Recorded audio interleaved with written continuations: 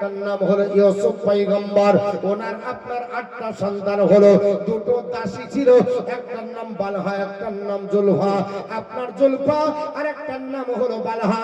বালহার গর্ভে দুটো পুত্র সন্তান আল্লাহ দেয়, একটার নাম হলো দান, একটার নাম হলো জাদ, একটার নাম হলো আসার। আর আপনার জুলফার গর্ভে দুটো, একটার নাম হলো দান, একটার নাম হলো নাফতালি। এই হলো 12টা পুত্র সন্তান।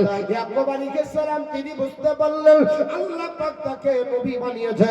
ডাক দিয়ে বলল, বেটারা আপনার বারে হয়েছে ভালো হবে না, তোমার দুশমনি করবে বেটা।